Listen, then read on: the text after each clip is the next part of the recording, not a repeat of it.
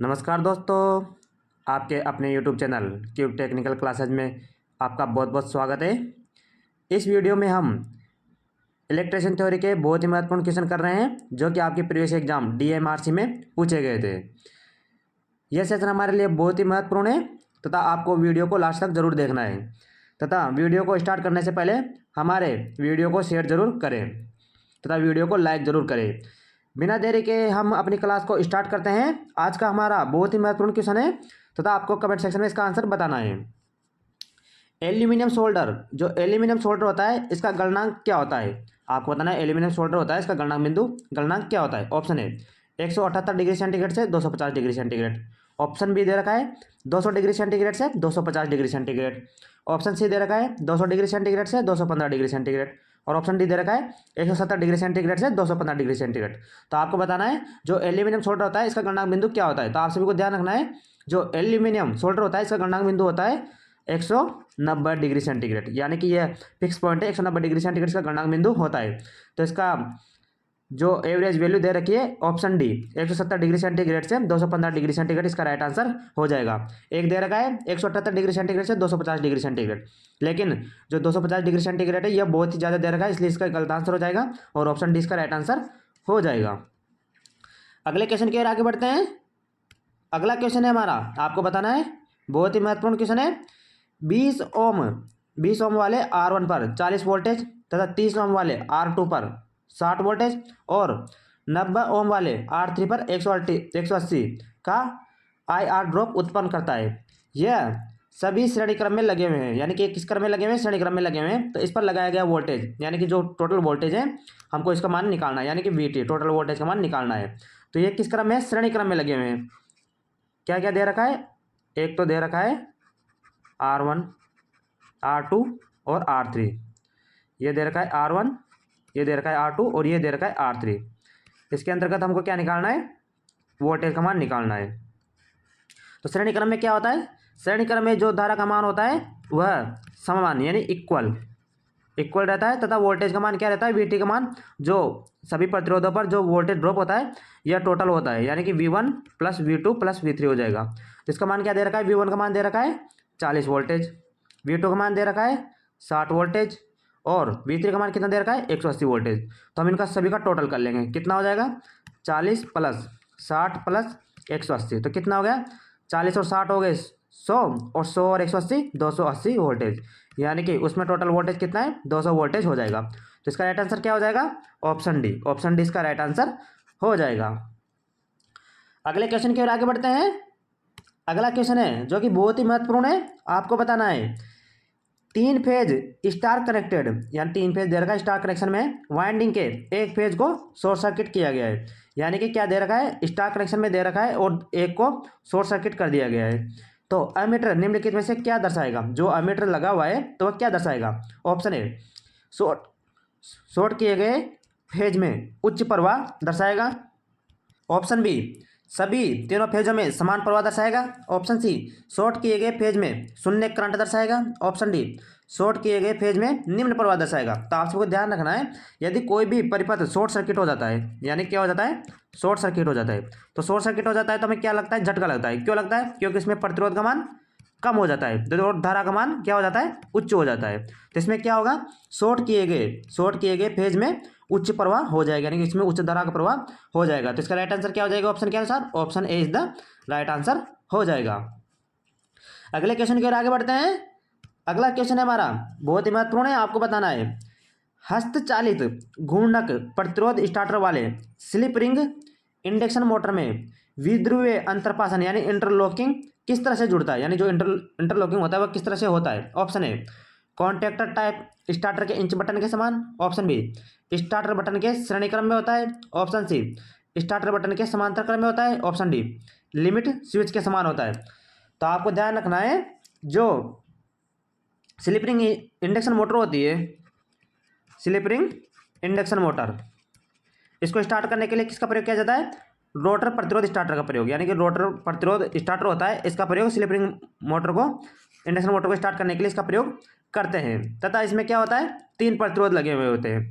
जो 3 प्रतिरोध लगे हुए होते हैं वो किस क्रम में लगे होते हैं? स्टार क्रम में, यानी कि जो 3 प्रतिरोध होते हैं वह स्टार क्रम में होते हैं। तथा जो इंटरलॉकिंग की जाती है वह क्या होती है? जो स्टार्टिंग बटन होता है उसके श्रेणी क्रम में किया जाता है। तो इसका राइट आंसर क्या हो जाएगा? Option B. यह स्टार्ट बटन के श्रेणी क्रम में होता है। ऑप्शन बी इसका राइट आंसर हो जाएगा। अगले क्वेश्चन की ओर आगे बढ़ते हैं।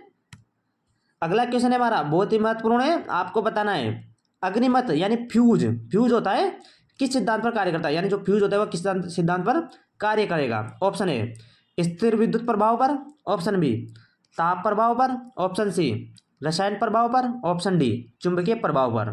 तो आपको सभी को ध्यान रखना है जो फ्यूज होता है वह क्या होता है? गर्म होकर टूट जाता है, यानी कि विलग हो जाता है। यानी कि यदि उसमें ज़्यादा धारा प्रभाव होगी तो वह उसका गलनांक बिंदु से ऊपर जाते हुए गल जाएगा, यानी वह टूट अलग हो जाएगा। तो इसका राइट आंसर क्या हो जाएगा? Option B. यह ताप प्रभाव पर सिद्धांत पर कार्य करता है। तो ताप प्रभाव सिद्धांत में क्या होता है? एच बराबर क्या होता है? I²RT। इससे एग्जाम में कई बार क्वेश्चन पूछे जाते हैं, इसमें आपको ध्यान रखना है H बराबर I²RT होता है। अगले क्वेश्चन की ओर आगे बढ़ते हैं। अगला क्वेश्चन हमारा बहुत ही महत्वपूर्ण है, आपको बताना है किसी CRT यानी CRT स्क्रीन पर निम्नलिखित में से किसका लेपन किया जाता है? जो CRT होता है कैथोड रे ट्यूब, CRT का फुल फॉर्म क्या होता है? आपको ध्यान रखना है कैथोड रे ट्यूब इसका फुल फॉर्म होता है, आपको ध्यान रखना है। तो ये इसकी जो स्क्रीन होती है इस पर किसका लेपन होता है? ऑप्शन ए सोडियम का, ऑप्शन बी फास्फोरस का, ऑप्शन सी कैल्शियम का, ऑप्शन डी एल्यूमिनियम ऑक्साइड का। तो आपको ध्यान रखना है जो CRT की स्क्रीन होता है इस पर हम फास्फोरस का लेपन करते हैं। तो इसका राइट आंसर क्या हो जाएगा? ऑप्शन बी इसका राइट आंसर हो जाएगा। अगले क्वेश्चन की ओर आगे बढ़ते हैं। अगला क्वेश्चन हमारा बहुत ही महत्वपूर्ण है, आपको बताना है ऑटो ट्रांसफार्मर किस सिद्धांत पर कार्य करता है? जो ऑटो ट्रांसफार्मर होता है वह किस सिद्धांत पर कार्य करता है? ऑप्शन ए DC मोटर के सिद्धांत पर, ऑप्शन बी प्रेरण सेल्फ इंडक्शन के सिद्धांत पर, ऑप्शन डी सी फ्लेमिंग के बाह्य के नियम पर, ऑप्शन डी अन्योन्य प्रेरण के सिद्धांत पर।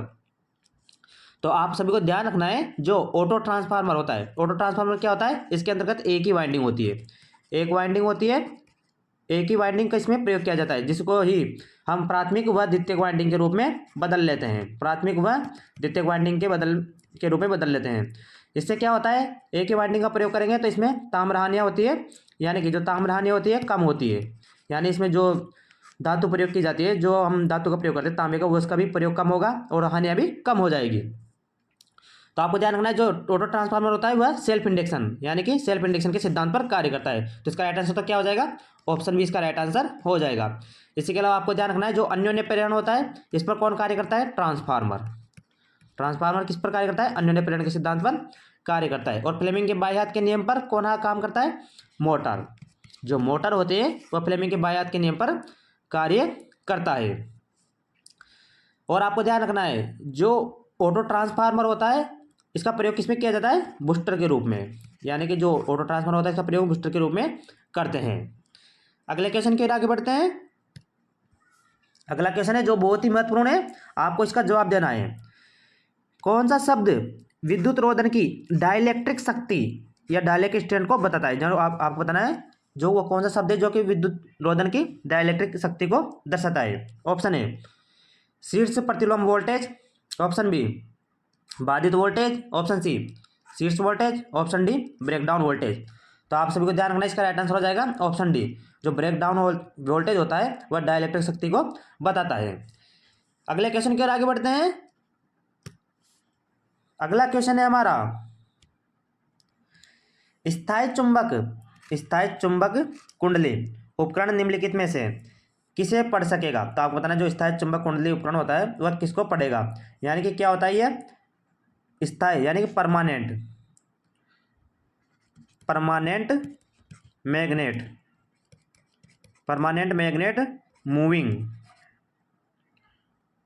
मूविंग इंस्ट्रूमेंट होता है। जो आपको ध्यान रखना है जो स्थायी चुंबक कुंडली उपकरण होता है वह केवल DC के मापन में कार्य करता है। तो इसका राइट आंसर तो क्या हो जाएगा? ऑप्शन ए इसका राइट आंसर हो जाएगा। Option A is the right answer हो जाएगा।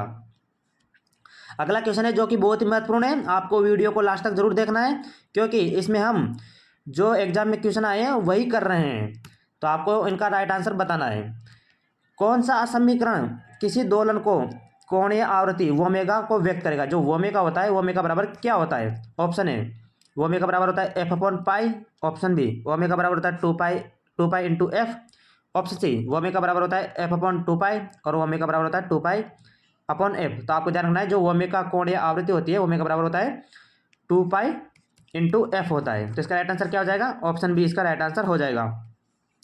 इससे रिलेटेड कई बार एग्जाम में क्वेश्चन पूछे जाते हैं जिसमें ओमेगा का मान दिया जाता है, ओमेगा का मान दे देते हैं और एफ का मान पूछ लिया जाता है। तो एफ का मान इससे हम निकाल लेंगे, ओमेगा अपॉन टू पाई हो जाता है। तो इस सूत्र का आपको ध्यान रखना है, इससे कई बार एग्जाम में क्वेश्चन जरूर पूछे जाते हैं। अगले क्वेश्चन की ओर आगे बढ़ते हैं।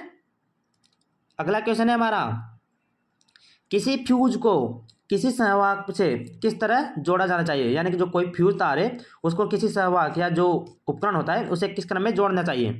ऑप्शन ए समांतर लाइव, ऑप्शन बी श्रृंखला लाइव, ऑप्शन सी समांतर न्यूट्रल में, ऑप्शन डी श्रृंखला न्यूट्रल में। तो आप सबको ध्यान है जो फ्यूज होता है वह कैसे जोड़ते हैं? श्रेणी क्रम में, उसे हम जोड़ते हैं श्रेणी क्रम में जोड़ते हैं। और जो लाइव तार होता है यानी कि जो फेज तार होता है उसके हम श्रेणी क्रम से जोड़ते हैं। तो इसका राइट आंसर क्या हो जाएगा? ऑप्शन बी इसका राइट आंसर हो जाएगा। अगले क्वेश्चन की ओर आगे बढ़ते हैं। अगला क्वेश्चन है हमारा, आपको बताना है विद्युत चुंबक का अनुप्रयोग निम्नलिखित में से कौन सा नहीं है? यानी जो इलेक्ट्रिक मैग्नेट होता है, क्या होता है? इलेक्ट्रिक मैग्नेट, इसका अनुप्रयोग किसमें नहीं किया जाता है? ऑप्शन ए ट्रांसफार्मर में, ऑप्शन बी रिले में, ऑप्शन सी इलेक्ट्रिक आयरन में, ऑप्शन डी कपलिंग में। तो आप सभी को ध्यान रखना है, इसका राइट आंसर क्या हो जाएगा? ऑप्शन सी, यह इलेक्ट्रिक आयरन में इसका प्रयोग नहीं किया जाता है। तो इसका राइट आंसर क्या हो जाएगा? ऑप्शन सी इसका राइट आंसर हो जाएगा। यह किसके सिद्धांत पर कार्य करता है? यह ऊष्मा के सिद्धांत पर कार्य करता है, यानी कि यह इसमें कोई भी विद्युत चुंबक नहीं होता, इसमें हीट होती है और हीट के सिद्धांत पर यह कार्य करता है। जो ट्रांसफार्मर, रिले और कपलिंग जो कि विद्युतीय चुंबक के सिद्धांत पर कार्य करते हैं। अगले क्वेश्चन की ओर आगे बढ़ते हैं। अगला क्वेश्चन है हमारा, आपको बताना है गीजर के बाहरी आवरण व भीतरी आवरण के बीच में कौन सी सामग्री का उपयोग की जाती है? आपको बताना है जो गीजर होता है उसका दो परतें होती है, एक तो बाहरी आवरण होता है और एक भीतर आवरण। जो उनके बीच में जो सामग्री प्रयोग की जाती है वह कौन सी होती है? Option A glass wool, option B अब्रक, option C asbestos, option D हवा। तो आप सबको ध्यान रखना है जो गीजर होता है, आपको ध्यान रखना है, वेरी वेरी इंपॉर्टेंट क्वेश्चन है गीजर। एक तो होता है बाहरी आवरण, एक होता है आंतरिक आवरण।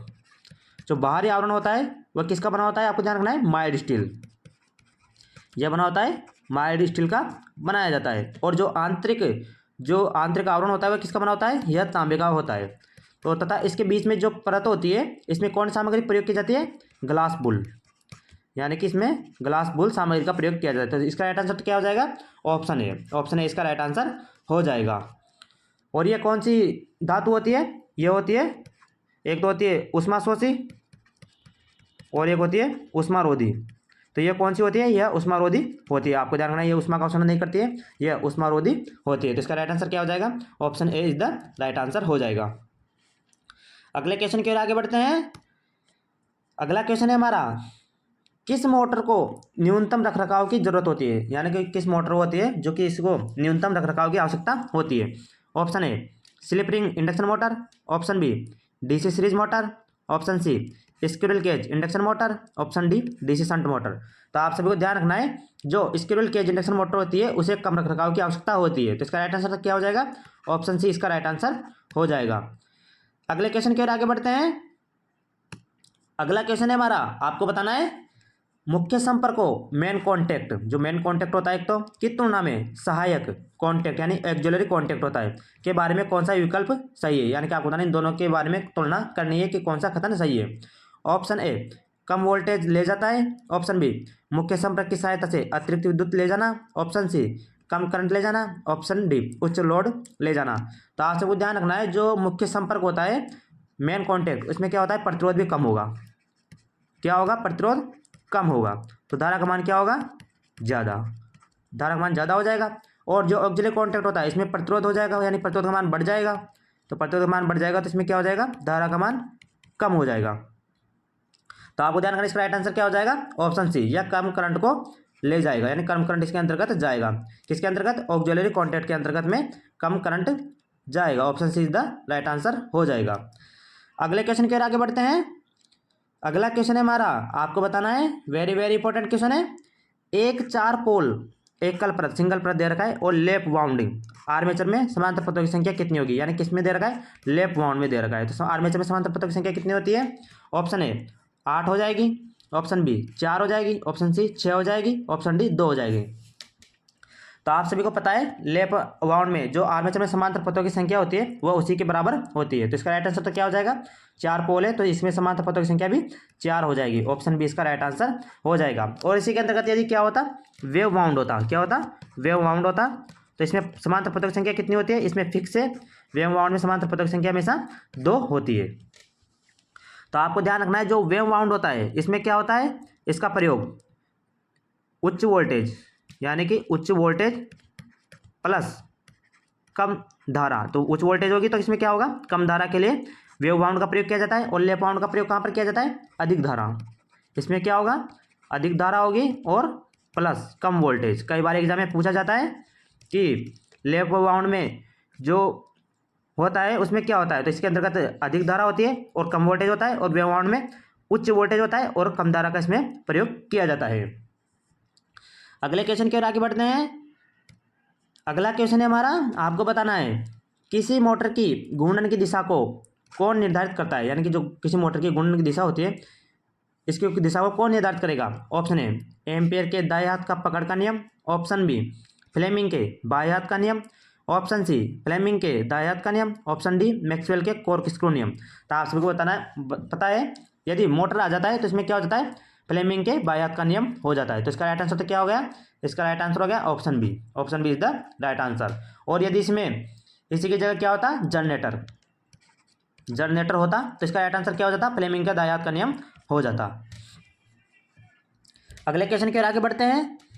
अगला क्वेश्चन है हमारा बहुत ही महत्वपूर्ण है, आपको बताना है इसका राइट आंसर क्या होगा। एक है एमजी सेट, क्या दे रखा है, एमजी सेट को संरेखित करते समय यदि मोटर शाफ्ट मिलता है तो लोअर व्यवस्था क्यों किया जाता है, यानी कि लोअर व्यवस्था को होती है वो किसके लिए करते हैं। ऑप्शन ए जनरेटर के नीचे फाउंडेशन को तोड़ने के लिए, ऑप्शन बी फाउंडेशन बोल्ट्स को काटने के लिए, ऑप्शन सी जनरेटर स्तर को नीचा रखने के लिए, ऑप्शन डी मोटर स्तर को उठाने के लिए। तो आपको बताना है जो एमजी सेट को संरेखित करते समय यदि मोटर शाफ्ट मिलता है तो लोअर व्यवस्था क्यों किया जाता है। तो इसका राइट आंसर क्या हो जाएगा, आपको ध्यान रखना है ऑप्शन डी मोटर स्तर को उठाने के लिए लोअर व्यवस्था का इसमें प्रयोग किया जाता है। तो इसका राइट आंसर तो हो जाएगा option D is the right answer हो जाएगा। अगले क्वेश्चन के आगे बढ़ते हैं। अगला क्वेश्चन है हमारा बहुत ही महत्वपूर्ण है, आपको बताना है किसी ऐसी परिपथ में जब प्रेरक प्रतिघात और धारिता प्रतिघात से ज़्यादा होता है, यानी कि क्या ज़्यादा है, प्रेरक प्रतिघात जो कि धारिता प्रतिघात से ज़्यादा है, तो कौन सा कथन सत्य होगा। ऑप्शन ए विद्युत प्रवाह वोल्टेज से ज़्यादा होगा, ऑप्शन बी विद्युत प्रवाह फेज में, ऑप्शन सी विद्युत प्रवाह फेज से बाहर होगा, ऑप्शन डी विद्युत प्रवाह वोल्टेज से कम होगा। तो आपको ध्यान रखना है जी क्या दे रखा है, प्रेरक यानी इंडक्टर, इंडक्टर, इंडक्टर में का मान क्या है, इंडक्टर प्रतिघात का मान धारितीय प्रतिघात से ज़्यादा है। तो प्रेरक में क्या होता है, हमेशा आपको ध्यान रखना है इसमें वोल्टेज होता है वह धारा से अग्रगामी होता है, यानी वोल्टेज जो क्या होता है धारा से अग्रगामी होता है, 90 डिग्री अग्रगामी होता है। तो इसका राइट आंसर क्या हो जाएगा, ऑप्शन डी विद्युत प्रवाह वोल्टेज से कम होगा, यानी कि जो विद्युत का प्रवाह होगा हमेशा वोल्टेज से कम हो जाएगा। तो इसका राइट आंसर तो हो जाएगा option D is the right answer. और इसी की जगह क्या होता है, यदि धारितीय प्रतिघात ज़्यादा होता है कैपेसिटी रिएक्टेंस, तो क्या होगा इसमें धारिता जो धारा होती है यह वोल्टेज से 90 डिग्री अग्रगामी हो जाती। अगले क्वेश्चन की ओर आगे बढ़ते हैं। अगला क्वेश्चन है हमारा, आपको बताना है वेरी वेरी इंपॉर्टेंट क्वेश्चन है, आईई नियम के अनुसार यानी कि भारतीय विद्युत इंडियन इलेक्ट्रिक नियम के अनुसार न्यूट्रल के लिए उपयोग किए जाने वाला रंग कौन सा है, जो न्यूट्रल तार होता है इसके लिए कौन सा कलर प्रयोग करते हैं। ऑप्शन ए लाल, ऑप्शन बी काला, ऑप्शन सी नीला, ऑप्शन डी हरा। तो आप सबको ध्यान रखना है जो न्यूट्रल होता है वह कौन सा होता है, काला कलर का होता है। तो इसका राइट आंसर तो क्या हो जाएगा, option B is the right answer हो जाएगा। और जो अर्थिंग वायर होता है इसके लिए हरा, क्या होता है EAR अर्थिंग, जो अर्थिंग करते हैं हम इसके लिए हम हरे तार का प्रयोग करते हैं। अगले क्वेश्चन की ओर आगे बढ़ते हैं। अगला क्वेश्चन है हमारा, आपको बताना है दिए गए विकल्प में विभव ट्रांसफार्मर किसके समान माना जाता है, जो विभव ट्रांसफार्मर होता है किसके समान मानते हैं। ऑप्शन ए कम दक्षता, ऑप्शन बी ऊंचाई, ऑप्शन सी अधिक दक्षता, ऑप्शन डी अपचाई। तो आप सभी को ध्यान रखना है, जो विभव ट्रांसफार्मर होता है इसमें क्या होता है, जो प्राथमिक वाइंडिंग होती है विभव ट्रांसफार्मर में प्राथमिक वाइंडिंग की जाती है। इसमें प्राथमिक वाइंडिंग के लपेटों की संख्या क्या होती है, लपेटों की संख्या अधिकतम होती है द्वितीयक वाइंडिंग, जो द्वितीयक वाइंडिंग होती है इससे अधिक लपेटों की संख्या प्राथमिक वाइंडिंग में होती है। यानी कि एक कौन सा ट्रांसफार्मर होता है, ये स्टेप डाउन, ये होता है स्टेप डाउन ट्रांसफार्मर होता है। तो इसका राइट आंसर क्या हो जाएगा, ऑप्शन डी। यानी जो विभव ट्रांसफार्मर होता है वह स्टेप डाउन ट्रांसफार्मर होता है। और जो स्टेप अप ट्रांसफार्मर कौन सा होता है, धारा ट्रांसफार्मर होता है, जो हमेशा स्टेप अप ट्रांसफार्मर होता है। ये आपको ध्यान रखना है, वेरी वेरी इंपॉर्टेंट क्वेश्चन है। अगले क्वेश्चन की ओर आगे बढ़ते हैं। अगला क्वेश्चन है हमारा, यदि 3 प्रतिरोध समांतर में लगे हुए हैं तो कुल प्रतिरोध क्या होगा। तो आपको बताना है जो 3 प्रतिरोध है R1, R2 और R3 जो किस क्रम में है, समांतर क्रम में लगे हुए हैं, या दूसरा और ये तीसरा प्रतिरोध है, ये किस क्रम में, समांतर क्रम में लगे हुए हैं। तो उनके प्रतिरोध का मान यानी कुल RT का मान इसमें निकालना है। तो ऑप्शन है RT बराबर R1 plus R2 plus R3, तो ये तो गलत हो जाएगा क्योंकि ये किस में होता है, श्रेणिक क्रम में होता है। ऑप्शन बी ये भी गलत हो जाएगा। ऑप्शन सी ये भी गलत हो जाएगा। यदि क्या होता, 1/RT बराबर 1/R1 plus 1/R2 plus 1/R3 होता, तो ये राइट आंसर हो जाता है। तो इसका राइट आंसर क्या हो जाएगा, ऑप्शन डी। ऑप्शन डी इसका राइट आंसर हो जाएगा क्योंकि इसमें RT का मान निकालना है। तो ये 1/RT बराबर ये होता है, तो 1 इसमें RT का मान निकालेंगे तो इसका भी उल्टा कर देंगे, यानी 1/1/R1 हो जाएगा प्लस 1/R2 प्लस 1/R3 हो जाएगा। तो इसका राइट आंसर क्या हो गया, option D is the right answer हो गया। अगले क्वेश्चन के आगे बढ़ते हैं। अगला क्वेश्चन है हमारा, आपको बताना है, वेरी वेरी इंपॉर्टेंट क्वेश्चन है। किसी विद्युत आयरन यानी इलेक्ट्रिक आयरन दे रखा है कि रिबन फिलामेंट के तापमान की रेंज क्या होती है। जो रिबन फिलामेंट होता है, जो हम विद्युत आयरन को सेट करते हैं, उसका तापमान की रेंज क्या होती है। ऑप्शन है 1200 डिग्री सेंटीग्रेड से 1300 degree centigrade. Option B 200 degree centigrade से 300 degree centigrade. Option C 800 degree centigrade से 850 और ऑप्शन डी 400 डिग्री सेंटीग्रेड से 450 डिग्री सेंटीग्रेड। तो आपको ध्यान रखना है, जो रिबन फिलामेंट होता है इसके तापमान रेंज होती है 200 डिग्री सेंटीग्रेड से 300 डिग्री सेंटीग्रेड। इसका राइट आंसर हो जाएगा। तो ऑप्शन बी इसका राइट आंसर हो जाएगा। अगले क्वेश्चन के आगे बढ़ते हैं। अगला क्वेश्चन है हमारा, आपको बताना है, स्पार्क विहीन दिक परिवर्तन यानी कॉम्यूटेशन हासिल करने के लिए क्या उपयोग किया जाता है। यानी कि जो दिक परिवर्तन प्राप्त करना है और स्पार्क विहीन होना चाहिए, उसके लिए हम क्या प्रयोग करते हैं। Option A compensating winding. Option B interpole. Option C compensating winding व copper brushes. Option D copper व ब्रशेज। तो आप सबको ध्यान रखना है, जो संपर्क विहीन दिक परिवर्तक हासिल करने के लिए हम इसमें इंटरपोल का प्रयोग करते हैं। तो इसका राइट आंसर क्या हो जाएगा, ऑप्शन बी इसका राइट आंसर हो जाएगा। अगले क्वेश्चन के आगे बढ़ते हैं। अगला क्वेश्चन है जो कि बहुत ही महत्वपूर्ण है, आपको वीडियो को लास्ट तक जरूर देखना है। किसी आर्मेचर वाइंडिंग का सहवाहक निम्नलिखित में से किस पर दिक परिवर्तक से जोड़ा जाता है। यानी कि आपको बताना है, जो किसी आर्मेचर वाइंडिंग का सहवाहक होता है निम्नलिखित में से किस पर दिक परिवर्तक यानी कॉम्यूटेशन से जोड़ा जाएगा। ऑप्शन ए सीधे खंडों से जोड़ा जाएगा। ऑप्शन बी ब्रश से। ऑप्शन सी इनमें से कोई भी नहीं। ऑप्शन डी राइजर से। तो आप सबको ध्यान रखना है, जो कॉम्यूटेशन होता है वह राइजर से जोड़ा जाता है। तो इसका राइट आंसर क्या हो जाएगा, ऑप्शन डी इसका राइट आंसर हो जाएगा। अगले क्वेश्चन की ओर आगे बढ़ते हैं। अगला क्वेश्चन है जो कि बहुत ही महत्वपूर्ण है, वेरी वेरी इंपॉर्टेंट क्वेश्चन है। आपको बताना है, निम्नलिखित में से कौन सी मोटर सबसे सस्ती है। यानी कि जो सबसे सस्ती मोटर है वह कौन सी है। Option A double capacitor. Option B repulsion start induction run motor. Option C है capacitor start motor. Option D है कैपेसिटर मोटर। तो आपको बताना है जो सबसे सस्ती मोटर है वह कौन सी है। तो इसका राइट आंसर क्या हो जाएगा, option C capacitor start motor, जो कि सबसे सस्ती मोटर होती है। इसके अंतर्गत कैपेसिटर का प्रयोग किया जाता है। कौन से कैपेसिटर का इसमें प्रयोग करते हैं, तो आपको ध्यान रखना है इलेक्ट्रोलाइटिक जो कैपेसिटर होता है इसमें इसका प्रयोग किया जाता है। तो इसका राइट आंसर हो गया ऑप्शन सी। अगले क्वेश्चन की ओर आगे बढ़ते हैं। अगला क्वेश्चन है बहुत ही महत्वपूर्ण है, आपको बताना है, 3 फेज इंडक्शन मोटर पर नो लोड टेस्ट यानी कि नो लोड टेस्ट किया जा रहा है। तो निम्नलिखित परिक्रमों में से किसकी गणना के लिए किया जाता है। जो नो लोड टेस्ट करते हैं वह किसकी गणना के लिए करते हैं 3 फेज इंडक्शन मोटर के अंतर्गत। ऑप्शन ए इसकी गुणन हानियाँ और लो हानियों के लिए। ऑप्शन बी उसकी लो हानियों के लिए। ऑप्शन सी इसकी यांत्रिक हानियों के लिए। ऑप्शन डी इसकी ताम्र हानियों और लो हानियों के लिए। तो आप सबको बताएं, जो नो लोड टेस्ट किया जाता है वो लोहानियों पर तो किया जाता है। तो ऑप्शन डी गलत हो जाएगा और ऑप्शन सी भी गलत हो जाएगा, क्योंकि जो ताम्रहान्य होते हैं इसके लिए कौन सा परीक्षण करते हैं, फुल लोड यानी कि लोड पर, बिना लोड के इसको नहीं निकाल सकते हैं, यानी कि फुल लोड पर ही इसको निकाल सकते हैं।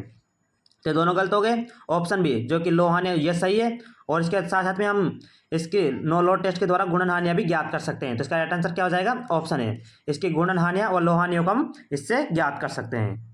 अगले क्वेश्चन के आगे बढ़ते हैं। अगला क्वेश्चन है हमारा, आपको बताना है जब रोटर प्रतिरोध खुले सर्किट में हो तो सप्लाई को स्टेटर में दिया जा रहा है तब क्या होगा, यानी कि जब आपको क्या दे रखा है, जब रोटर प्रतिरोध है जो खुले सर्किट में है और सप्लाई को स्टेटर में देते हैं तब क्या होगा। Option A slip ring motor शुरू होगी और चलेगी। Option B slip ring motor शुरू होगी लेकिन नहीं चलेगी। Option C slip ring motor शुरू नहीं होगी। Option D slip ring motor कम गति से चलेगी। तो आपको बताना है इसका राइट आंसर क्या हो जाएगा। तो आपको ध्यान रखना है, यदि इसमें क्या दे रखा है, जब रोटर प्रतिरोध खुले सर्किट में यानी कि ओपन में है, तो ओपन में होगी तो क्या होगा, वह मोटर भी ओपन हो जाएगी, यानी कि मोटर शुरू नहीं होगी। तो इसका राइट आंसर क्या हो जाएगा, option C slip ring motor है वह स्टार्ट नहीं हो जाएगी। Option C is the right answer. अगले क्वेश्चन के आगे बढ़ते हैं। अगला क्वेश्चन है, इसका राइट आंसर आपको बताना है। छत पंखा को घूमने वाला हिस्सा कौन सा है, जो छत पंखा होता है इसका घूमने वाला हिस्सा कौन सा है। Option A body, option B spindle, option C roving winding, option D down rod. तो आप सभी को पता है जो छत पंखा होता है इसमें जो घूमने वाला हिस्सा होता है वह बॉडी होता है। तो इसका राइट आंसर क्या हो जाएगा, ऑप्शन ए, इसमें क्या घूमता है, बॉडी जो कि रोटर का कार्य करती है। ऑप्शन ए इसका राइट आंसर हो जाएगा। अगले क्वेश्चन के आगे बढ़ते हैं।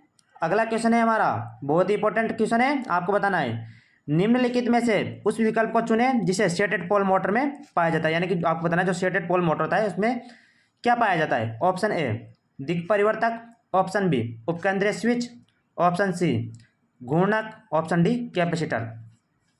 तो आप सबको ध्यान रखना है जो स्टेटेड पोल मोटर होता है इसमें क्या पाया जाता है, रोटर पाया जाता है, यानी कि इसमें दिक् परिवर्तक नहीं होता है, अपकेंद्रीय स्विच भी नहीं होता है और कैपेसिटर भी नहीं होता है। तो इसका राइट आंसर क्या हो जाएगा, ऑप्शन सी, इसमें गुणक पाया जाता है। और आप सभी को ध्यान रखना है जो स्टेटेड पोल मोटर होता है इसका प्रयोग कितनी एचपी मोटर के लिए प्रयोग करते हैं, 1/250 एचपी से 1/6 एचपी तक की मोटरों को बनाने के लिए स्टेटेड पोल मोटर का प्रयोग किया जाता है। और स्टेटेड पोल मोटर होती है वह का प्रयोग कहाँ पर करते हैं, खिलौनों में करते हैं। और जो हेयर ड्रायर होता है, हेयर ड्रायर, इसके अंदर भी इसका प्रयोग करते हैं। तो इसका राइट आंसर हो जाएगा ऑप्शन सी। अगले क्वेश्चन के आगे बढ़ते हैं। अगला क्वेश्चन है हमारा वेरी वेरी इंपॉर्टेंट क्वेश्चन है, कई बार एग्जाम में पूछा गया क्वेश्चन है। किसी स्प्लिट फेज मोटर में स्टार्टिंग वाइंडिंग होती है और एक होती है मुख्य वाइंडिंग के बीच में स्लोट कोण क्या होना चाहिए, जो उनके बीच में जो स्लोट कोण होता है वह कितना होता है। Option A 120 degree, option B 180 degree, option C 90 degree, option D 270 degree. तो इसका राइट आंसर क्या हो जाएगा, ऑप्शन सी, इनके बीच में 90 डिग्री का अंतर होता है। Option C is the right answer.